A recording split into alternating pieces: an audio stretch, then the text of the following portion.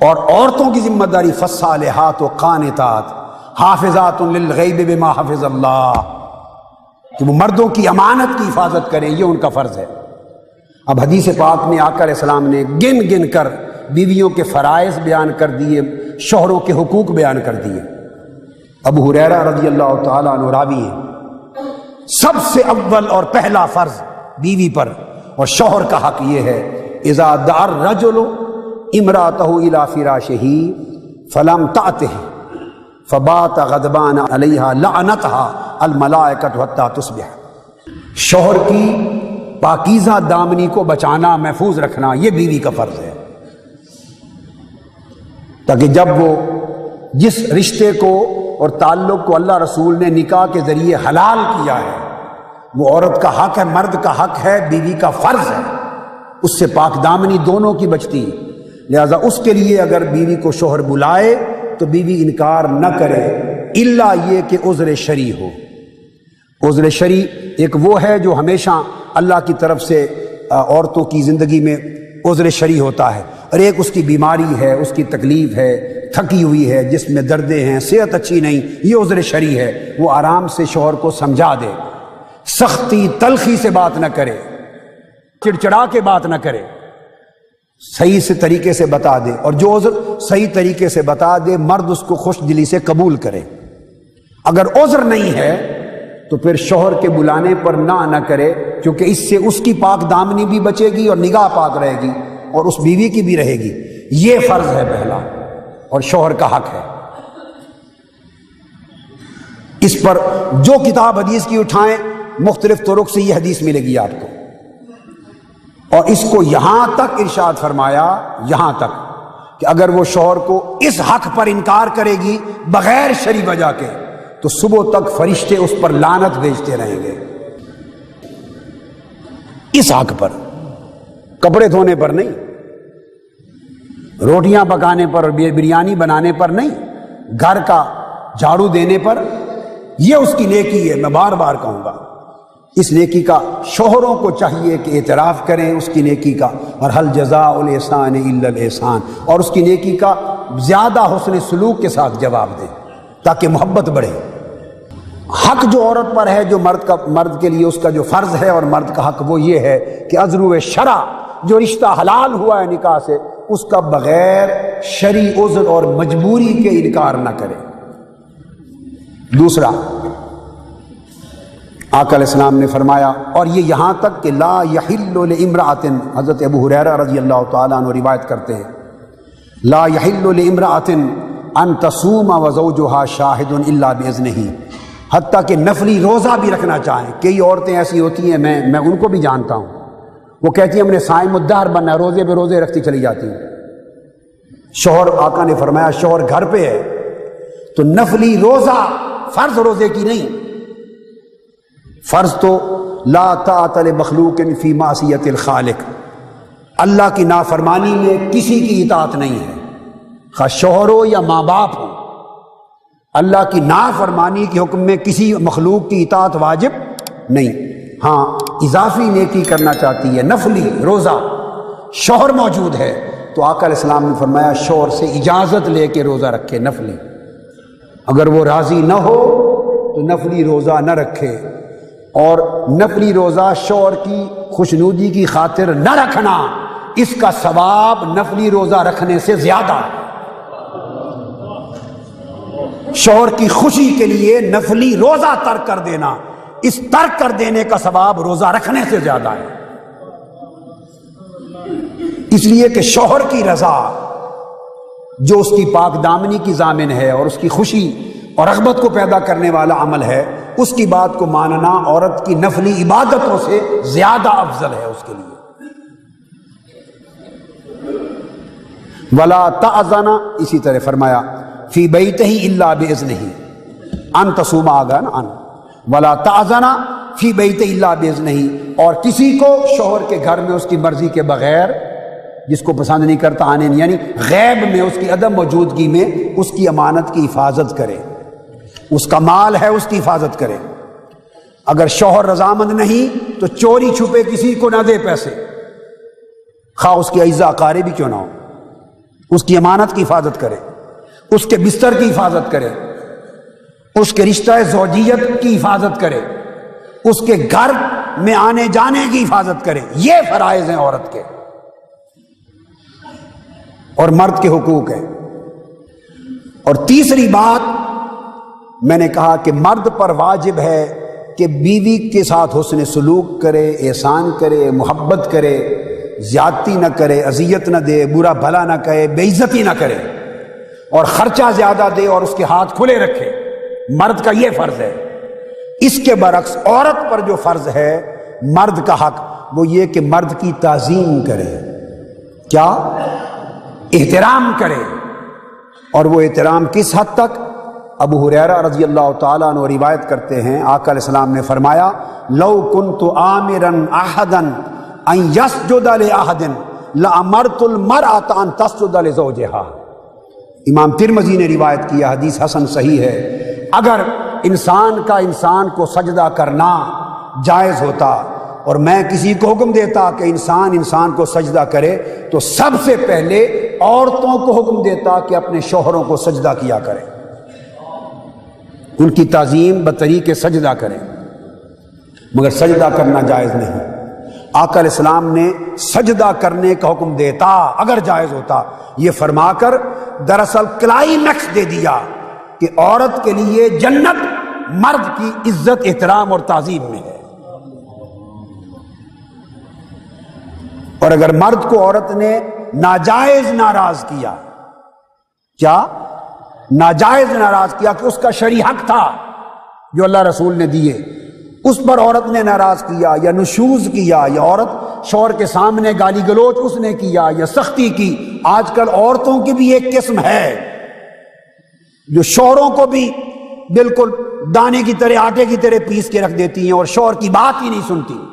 کچھ ایسی ترقی یافتہ شوہریں، خواتین جنہوں نے مغرب سے ناجائز تصور لیا ہے، ایسا ایک طبقہ بھی ہے۔ ان کے لیے اسلام کا تصور یہ ہے کہ اگر شوہر کو بیوی نے ناجائز اذیت دی، دکھ دیا، اس کے حق کو ادا نہ کیا اور وہ ناراض رہا اور اس کی ناراضگی میں عورت مر گئی، تو اس پر جنت کا ہر دروازہ بند ہے، اس کے لیے دوزخ کے دروازے ہیں۔ تو شوہر کی رضا میں بیوی کے لیے جنت ہے، مگر رضا کس چیز میں؟ میں نے عرض کیا وہ حقوق جو اللہ اور رسول نے اس کے مقرر کیے، ان سے زائد شوہر تقاضا کرے، بیوی کرے تو یہ اس کی نیکی ہے، شوہر اس کی حوصلہ افزائی کرے، نہ کرے تو اللہ کے ہاں گناہ گار نہیں۔ ڈیپینڈ کرتا ہے، جتنا دودھ اتنا جتنی شکر اتنا میٹھا، جتنی محبت مرد کی شوہر کی بڑھے گی عورت اتنا رسپانس دے گی، جتنی عورت ادب اور تعمیل محبت کا اظہار کرے گی شوہر اتنا رسپانس دے گا۔ یہ تالی دونوں ہاتھوں سے بجتی ہے، گھر کا نظام اس طرح چلتا ہے، دونوں ایک دوسرے کو اپریشیٹ کریں۔ آقا علیہ السلام نے فرمایا، معاذ ابن جبل رضی اللہ تعالیٰ عنہ روایت کرتے ہیں، فرمایا لا تؤذی امرأۃ زوجہا فی الدنیا الا قالت زوجتہ من الحور العین لا تؤذیہ قاتلک اللہ فانما هو عندک دخیل یوشک ان یفارقک الینا۔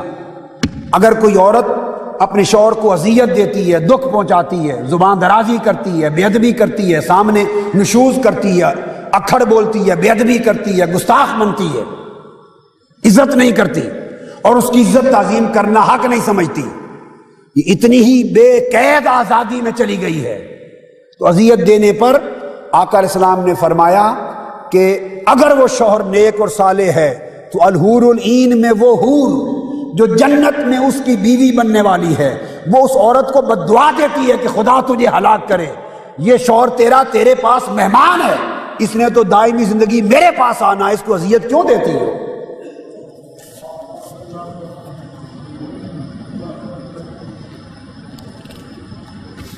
میں جو بات اب شوہران گرامی کو کہنا چاہتا ہوں، عورت کی ادب اور تعظیم کرنا، عورت کی ہر جائز بات کی تعمیل کرنا، حکم کی تعمیل کرنا، عورت کے جائز حق کو پورا کرنا، اس کی طلب کو پورا کرنا اگر کوئی عذر نہیں ہے، نشوز نہ کرنا، اس کی امانت کی حفاظت کرنا، یہ 4 ہیں کل۔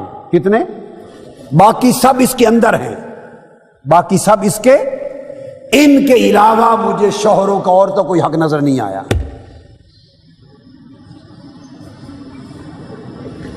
یہ پوری سیاستہ میرے سامنے پڑی ہے، 100 کتابیں حدیث کی اٹھا لیں، اگر اس سے زیادہ کا آپ تقاضا کرتے ہیں تو مجھے ان حقوق کے علاوہ سب کچھ ان کے 4 ٹائٹلز کے اندر ہیں، اس کے علاوہ کچھ نظر نہیں آیا۔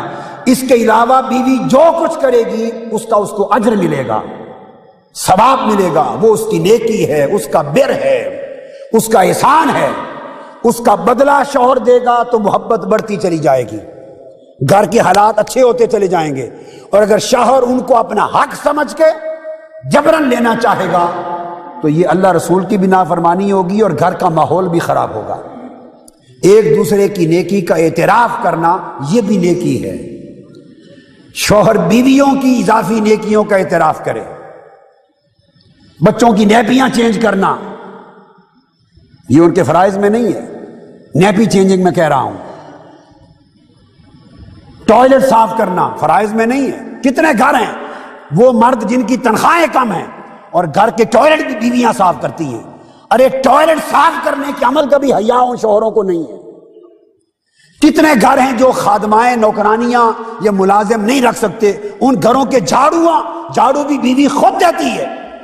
کہاں ہے قرآن اور حدیث میں کہ جھاڑو بھی بیوی دے؟ یہ ان کے فرائض میں نہیں ہے۔ جھاڑو دے، اتنی بڑی نیکی اور احسان، شوہر دلجوئی کے 2 جملے بھی نہ بولے تو کتنا بڑا ظلم ہوگا۔ سارا دن خدمت کرے، تواضع کرے، کپڑے دھوئے، گھر دھوئے، تو مرد کو صرف اتنا چاہیے کہ اس کی ساری نیکیوں کو جانے کہ یہ عذر شریعت اللہ رسول نے اس کے فرائض نہیں بنائے تھے، گھر کا نظام چلانے کے لیے یہ اس کا تعاون ہے میرے ساتھ، تو اس کے تعاون کا بدلہ اپنے تعاون اور احسان سے کرے کہ اس کو خرچہ زیادہ دے، ضرورت سے زیادہ دے، اعتماد زیادہ کرے، ہاتھ کھلا رکھے، اعتماد کرے، محبت دے، سلوک دے۔ جب ویکینڈ چھٹی کا دن آئے اپنے بیوی بچوں کو ٹائم دیں، ان کا حق ہے، ان کو کھانے پر لے جائیں جن کے وسائل ہیں۔ اگر آپ ہوٹلنگ کرتے اور کھانے کھاتے ہیں، جہاں چاہیں سارا دن کھاتے ہیں، تو جب ویکینڈ آئے تو بیوی کو بھی اچھا کھانا کھلائیں۔ ہر روز پکا کے کھلاتی ہو، ویکینڈ ہے آج میں منگوا کے کھلاتا ہوں آپ کو، اس کو کھانا کھلائیں۔ گھر جاتے ہوئے جب جاب سے جائیں گلاب کے 2-4 پھول لے جائیں، کوئی عطر لے جائیں، اس کی پسند کا وسائل اللہ دے تو لباس لے جائیں، تحفہ لے جائیں۔ یہ احسان کا بدلہ احسان سے ہوتا ہے۔ اگر آپ جاب سے تھکے ہوئے جاتے ہیں اور چاہتے ہیں کہ بیوی مسکراتے چہرے سے ملے تو آپ تیور مروڑ کر ملیں تو جائز ہے، آپ تھکے ہوئے ہیں۔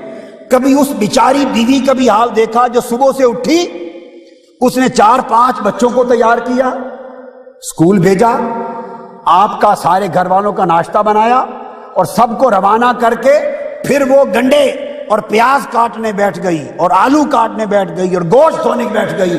لنچ تیار ہو رہا ہے، بچوں کے لیے بھی شوہر کے لیے بھی، سارا دن کچن میں گزرا، دوپہر کا کھانا ختم ہوا، شام تک پھر وہ اب عشاء کے لیے ڈنر کے لیے ہو گئی، یہ وہی کھانا تیار کر لیا دوبارہ۔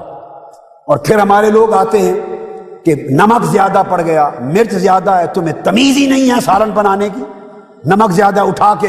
میں نے ایک شوہر صاحب اپنی آنکھوں سے دیکھے، بیوی بیچاری سے نمک زیادہ پڑ گیا ہانڈی میں نے آنکھوں سے دیکھا، ذاتی مشاہدہ ہے، یہ جنگ کا ایک واقعہ ہے۔ ہانڈیا اٹھا کے دیوار پہ دے ماری اس نے کہا کام کر کر کے ہم مر جاتے ہیں تو تمیز کا عزت کا کھانا ہی نہیں ملتا۔ ارے نادان، کس تمیز کے کھانے کی بات کرتے ہو؟ یہ اس کا احسان ہے، اس سے نمک زیادہ پڑ گیا، لذیذ سالن نہیں بنا سکی، اللہ رسول نے تو اس کا فرض ہی نہیں بنایا تھا۔ یہ کہاں قرآن اور حدیث میں ہے کہ آپ کو کھانے پکا کر دے؟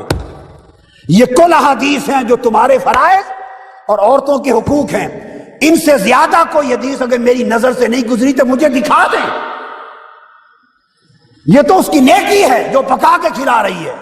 تو نمک زیادہ پڑ گیا تو کیا ہوا؟ اپریشیٹ کر دیں، نام ہی نہ لیں۔ مرچ کم و بیش ہو گئی تو کیا ہوا؟ کچھ اپنے نفس کا بھی علاج کریں، اپریشیٹ کریں۔ اگر ہم تھکے ہوئے آتے ہیں سارا دن کام کر کے تو اس کے بھی کبھی گھنٹے کاؤنٹ کیے کہ سارا دن وہ گھر میں کتنا کام کرتی ہے؟ اس کے بھی 10-12 گھنٹے سے کم کام نہیں ہوتا۔ بچوں کو الگ سنبھالنا، روتے بچوں کو الگ دیکھنا، گھر کی صفائی الگ کرنا، سارے کام وہ کرتی ہے۔ اس کی ڈیوٹی کے بھی 8-10 گھنٹے بنتے ہیں، اگر ہماری ڈیوٹی کے 8-10 گھنٹے ہیں، دونوں کی پوزیشن ایکول ہے۔ سو دونوں کا فرض ہے کہ شوہر آئے تو بیوی کا فرض ہے، اللہ رسول پوچھیں گے اس بیوی سے کہ جب شوہر آئے تو وہ چڑچڑا پن لے کے اس کو ملے تو قیامت کے دن اس کا مواخذہ ہوگا، چہرے پر مروڑ لا کے ملے، غصے سے بات کرے، موڈی ہو کر بات کرے، مواخذہ ہوگا۔ اور اس طرح مسکراتے ہوئے چہرے سے ملے، ویلکم کرے، کیا حال ہے، دن کیسا گزرا۔